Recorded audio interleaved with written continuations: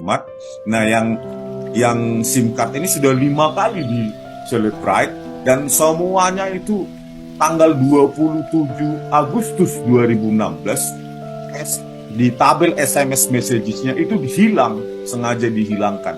Aktif sekali 28, 29 sampai September, 27 itu dihilangkan semua. Inilah gaya digital forensik dari saudara-saudara kita di kepolisian, apa maksudnya, ya kan?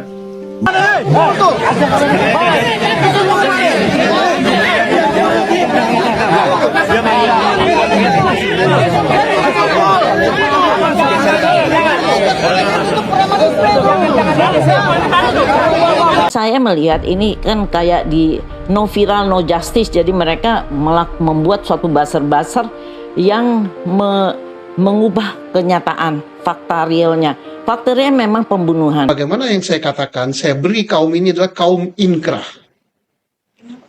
Ya karena dia selalu beranggapan sudah inkrah, sudah minta garasi ke presiden, sudah ngakui kesalahannya. Mas, kalau pembuktian di ruang sidang tidak meyakinkan jaksa atau proses pembuktiannya lemah, maka jaksa boleh, betul-betul boleh untuk mengatakan kami menuntut bebas.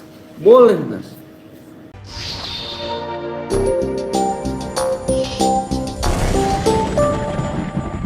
Hai, Assalamualaikum warahmatullahi wabarakatuh. Apa kabar kalian semua hari ini? Saya doakan kalian selalu diberikan kesehatan. Dan terima kasih bagi yang sudah like dan subscribe. Semoga kalian dilimpahkan rezekinya dan dimudahkan usahanya. Seperti biasa, saya akan membawakan berita viral, update, dan panas tentunya yang terjadi baru-baru ini.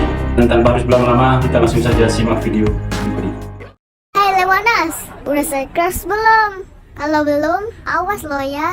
Jombet lo, hahaha. Fitra dihajar, Fitra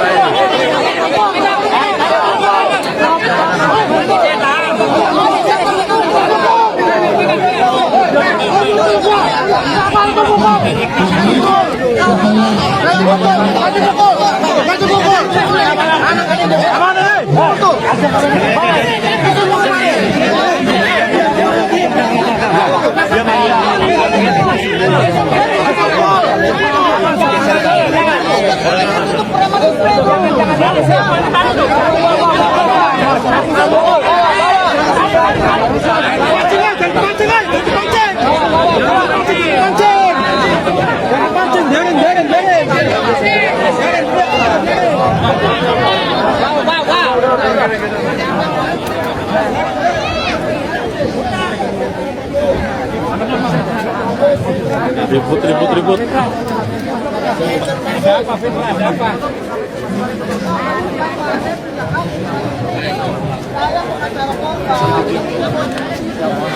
Kamu bukan polisi, hei. Kamu kamu sih sebagai apa? Penasihat hukum tak bisa melarang hak orang untuk mendapatkan keadilan. Bukan seperti itu. Saya penasihat hukum korban dan saksi juga. Siap, Bukan kamu yang larang saya. Mesti kau pengacara saya. Diam. Pak, jangan kepancing, Pak. Pak, tolong, Pak, jangan kepancing, Pak, tolong, Pak. Diam. Betul, Pak, biarin. Saya percaya kepada polisi.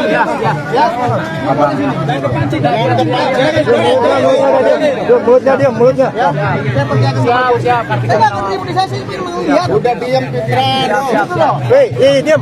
Mulutnya kamu, diam. Siap, maaf ya. Pasopati ya. Yang nonton mulutnya diam. Pasopati ada sana. Bukan kamu yang ngatur. Kamu jangan sok ngatur dari pengamanan kau. Abangku maaf ya, Bang. Kau polisi kau. Siap, maaf ya, Bang. Bukan polisi kau. Siap salah. Saya Bang punya hak Fitra. untuk melihat itu. Siap. Saya tidak ribut, saya pengacara, Bos. Paham. Ya? Izinkan saya melihat itu. Mohon izin Abang ya. Saya pengacara korban. Betul, setuju Bang. Bukan kamu nggak boleh seperti itu. Siap. Salah Kartiko, Pak. Adinda, ya.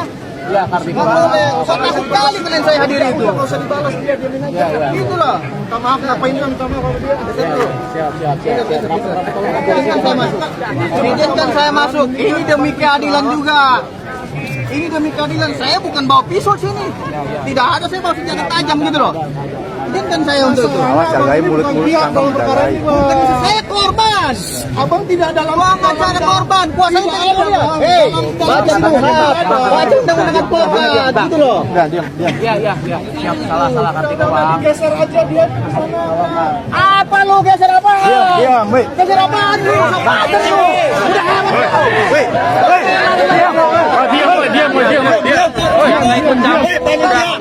Diam. Kita diam. Turun, back.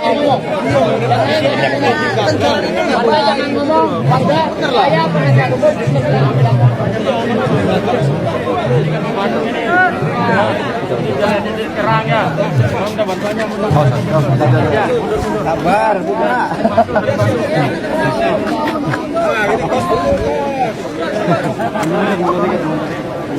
Sabar. Fitra, bakso ayo sama saya bakso. Oh iya bener, baso bener. Mencari keadilan. Iya. Para terpidana. Lah saya korban mencari untuk melihat saya tidak boleh. Mau ngomong. Bakso dah. Ayo bakso ayo. Baso, ayo. Dari Teman lu sendiri yang tidak adil, bro. Ya enggak gini. Itu kan hanya pemeriksaan, kuncinya di hakim nanti keyakinannya. Lepas itu Itu pemeriksaan. aja, Bang. Setuju, baso. Ya, kondusif. Ya. Saya korban. Ya. Saya pengacara saksi Aib juga. Ya. Saya melihat itu boleh nggak? Boleh lah. Boleh. Lu kan? Boleh teman-teman. Boleh. Yang Iya. dibolehkan itu boleh, yang lainnya nggak boleh. montek. Iya. Boleh, tapi jangan ribut. Yuk makan bakso. Ayo baso apa Tonin? Baso.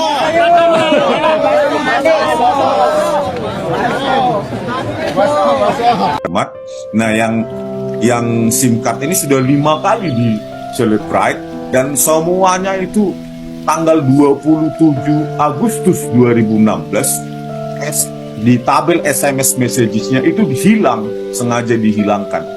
Aktif sekali 28, 29 sampai September, 27 itu dihilangkan semua. Inilah gaya digital forensik dari saudara-saudara kita di kepolisian, apa maksudnya ya kan? 27 Agustus itu hilang. Gitu. Jadi dari berkas itu saya baca SMS almarhum Tina itu tiba-tiba tidak ada pada tanggal 27 Agustus dan itu 5 kali dilakukan analisa forensik menggunakan alat atau software bernama Celebrite UFET itu gitu. Nah, di situ kita ada Celebrite UFET ini aplikasi lah ya. Iya, makanya saya bilang ini rekayasa karena 27 Agustus itu sengaja tidak Sebutkan tahunnya, Bang. 27 Agustus kapan? 27 Agustus 2016, Bang. Nah, berarti penyidik tahun 2016 kan? Iya. Perlu diperiksa itu. 27 Agustus 2016, SIM card dari almarhum Tina itu 5 kali dilakukan analisa secara forensik menggunakan Celebrite UFET dan kelima-limanya tanggal 27 Agustus 2016 tidak ada. Analisa forensik digital siapa yang berwenang kan? Kepolisian, Polda Jabar dalam hal ini atau orang yang ditunjuk ya kan? Nah, boleh tidak saya tanya? Mas Roa, boleh saya tanya? Iya.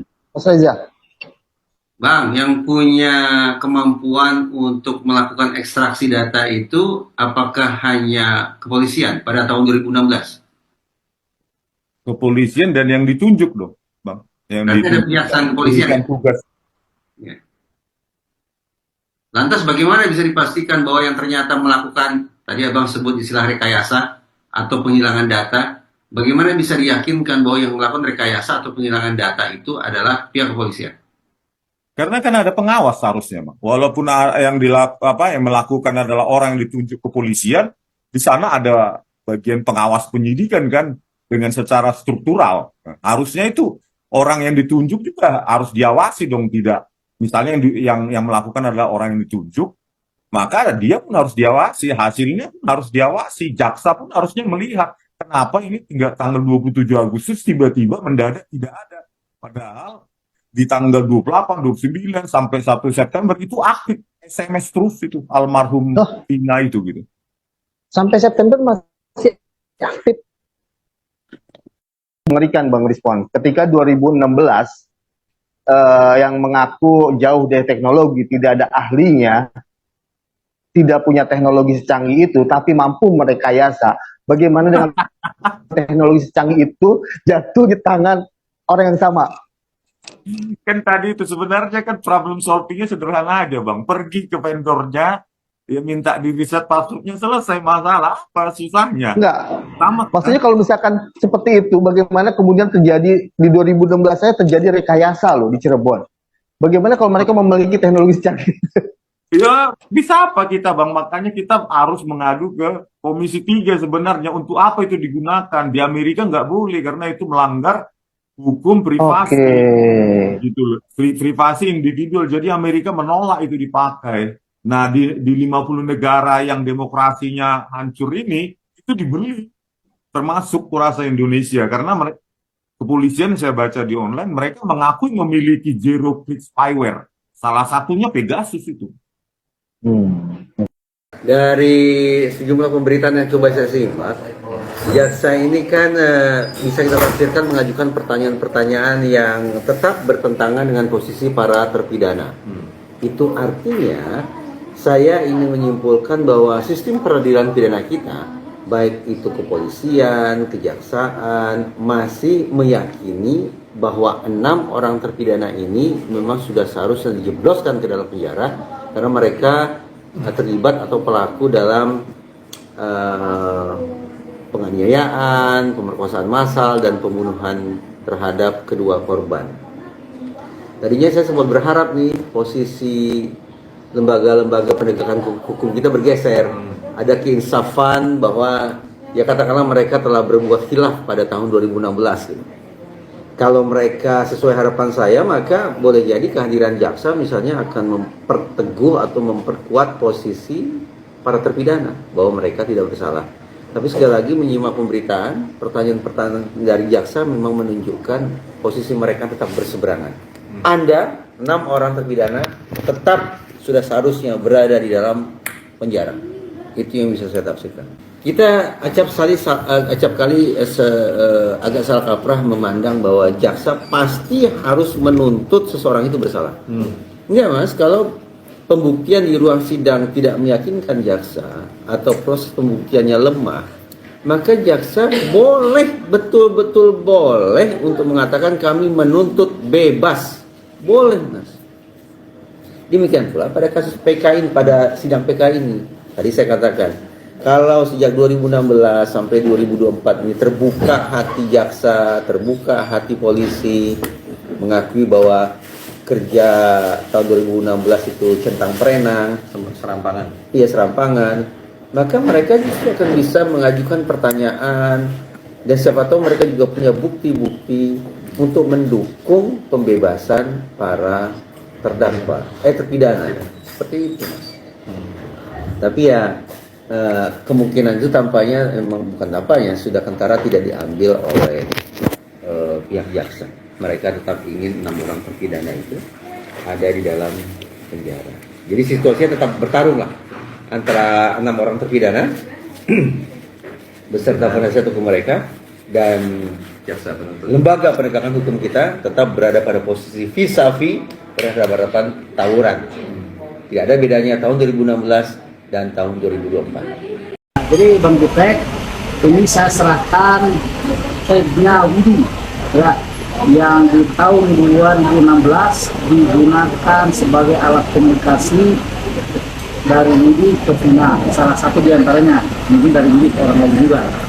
Nah, menurut keterangan Widi, bahwa ini tidak pernah dijadikan barang bukti apapun karena dia tidak pernah disentuh oleh pihak kepolisian, oleh pihak kepolisian. Terus berdasarkan keterangan ini juga di dalamnya ini mudah-mudahan masih tersimpan percakapan Widi dengan Vina yang terakhir. Ya, itu kan ada 2 nomor ya. Nomor yang satunya pakai SMS, yang satunya ini di sini katanya. Gitu. Kemudian ada juga panggilan Widi ke Marliana, kakaknya Vina. Ini ada di sini, mudah-mudahan bisa dibuka. Karena kata Widi ini yang bermasalah itu ini touchscreen-nya. Ya, ini saya serahkan. Mudah-mudahan isinya bisa membantu membebaskan usaha Bang Jutek dan kawan-kawan untuk membebaskan para terpidana yang dipidana seumur hidup. Oke, makasih Pak Mokhtar, luar biasa atas bantuannya, Siap, upayanya atas nama tim penasihat hukum dari 7 terpidana. Siap. Kami mewakili mereka sangat berterima kasih nih Sama-sama. atas bantuannya, atas dedikasinya. Semoga ini dapat membantu Amin, amin, mencari amin. kebenaran. Yang kita cari kebenaran, Amin, amin. bukan pembenaran. Siap. Makasih Pak Mokhtar. Sama-sama. Ya, thank Jadi you. saya nitip saja nanti kalau sudah selesai di Ya. ekstraksi, tolong dikembalikan lagi saya. Ya. Saya kembalikan lagi. Oke, terima kasih banyak ya. Mudah-mudahan Terima kasih. PK itu kan upaya hukum yang luar biasa. Luar biasanya di mana gitu. Tinggal lagi ini yang luar biasa ini hanya omong-omong yang mereka kembangkan itu, mereka gaung-gaungkan sehingga membangun opini dan paradigma negatif terkait dengan penegakan hukum. Kalau memang mereka merasa ada hal pidana yang dilanggar oleh beberapa orang, silakan pidanakan, laporkan ke polisi. Bukan malah omong-omong. Karena setahu saya laporan-laporan yang mereka layangkan itu ya tidak terbukti apa yang mereka tuduhkan kepada klien kami. Jadi ini memaksakan kasus ini tarik ke Polresta oleh Aibtu Rudian. Jadi otaknya ini menurut saya Aibtu Rudian ini benar-benar harus diperiksa secara mendalam. Jadi cukup 3 aja lah, Aibtu Rudian sekarang Aibtu, kemudian Aib sama Dedek dibimbingkan laporan polisi oleh keluarga yang para terpidana ini sambil berjalan proses. Jadi saya juga merasa aneh dengan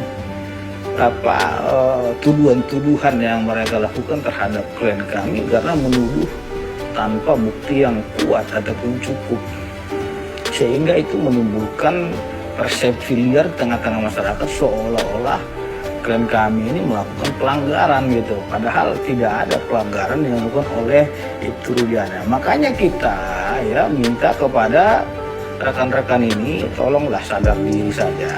Menurut pengakuan mereka di PK kemarin kami sebut ada 3 nama ya. 3 nama itu salah satunya Rudiana. Jelas itu di dalam memori PK kami disebutkan kemarin ya. Nah, itu ada nama Rudiana berdasarkan pengakuan yang dari ikut para menyiksa. terpidana. Ikut menyiksa itu dari mobil ya, dari mobil itu dari depan SMP 11 sampai di Polres. Apa yang dilakukan berikut dengan 2 anak buah Rudiana, disebutkan namanya saya lupa ya. Itu ada di memori PK kami ya. Itu kami sudah sebutkan berdasarkan pengakuan. Dan juga kami akan buktikan. Jadi itu udah nggak usah. Apalagi kami sudah laporkan Rudiana, ya kan, yang melakukan penyiksaan dan memberikan keterangan palsu. Ya, sekali lagi kami mohon Mabes Polri bantu ya para terpidana ini cepat naikkan status Rudiana. Dengan demikian maka ini akan membantu PPK ya, akan membantu proses PK ini lebih cepat lagi.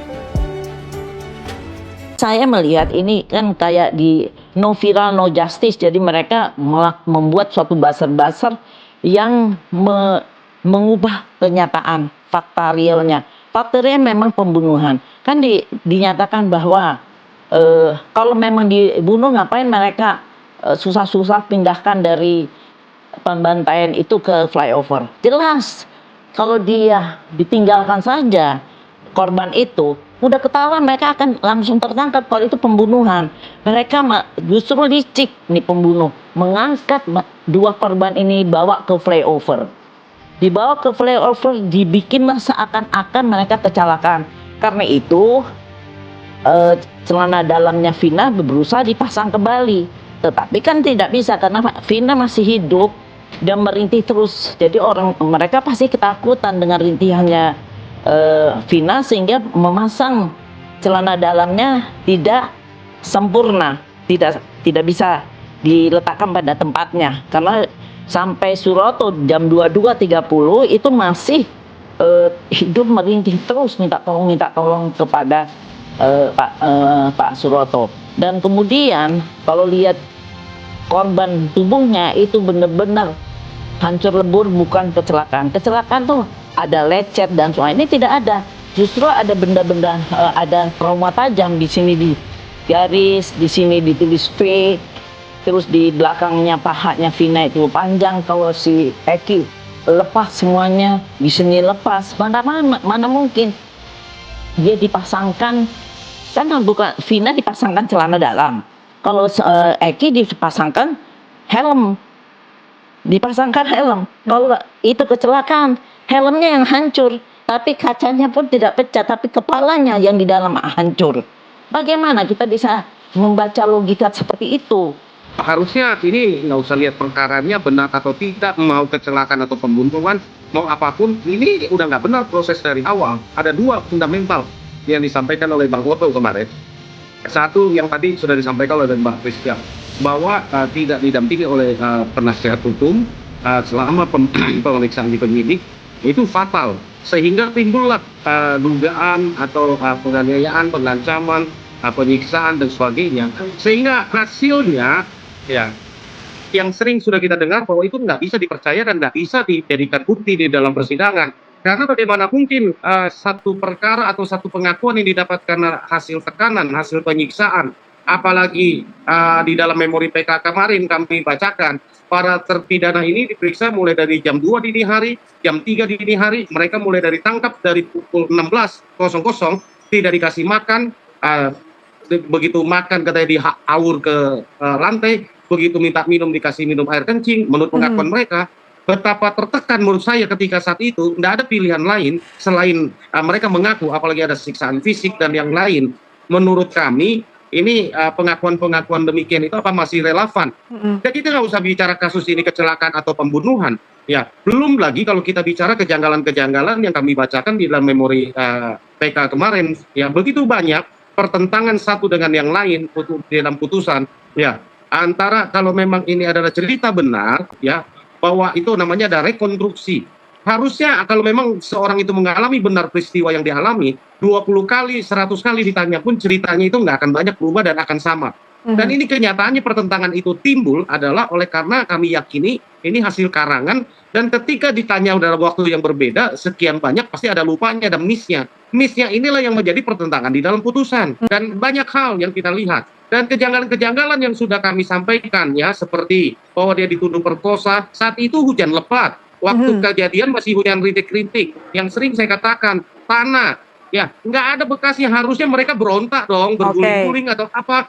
Harusnya penuh dengan lumpur itu tubuh. Susmo 2 Gram dengan kaum inkrah. Kasihan ya. 8 orang dipenjarakan dan dia nggak ada nurani gitu. Jadi sebagaimana yang saya katakan, saya beri kaum ini adalah kaum inkrah. Ya karena dia selalu beranggapan sudah inkrah, sudah minta garasi ke presiden, sudah ngakui kesalahannya. Aparat yang seperti ini, kalau pakar ada yang seperti ini, kalau ada siapapun yang masih berpikiran seperti ini, dia belum pernah merasakan penderitaan yang luar biasa. Apalagi penderitaan itu yang tidak layak diberikan kepada dia. Karena orang itu tidak bersalah. Maka saya namakan kaum inkrah. Lihat aja. Nah makanya nanti akan kita lihat di sidang PK berikut. Karena yang berikut kan akan ajukan PK kan. Yeah. Kalau sidang berikut masih ada jaksa, masih ada hakim, atau masih ada pihak-pihak yang ngotot bahwa apa yang terjadi di dalam peradilan kasus Vina dan Iki itu adalah benar, maka mereka adalah inilah kaum inkrah yang tidak punya nurani gitu.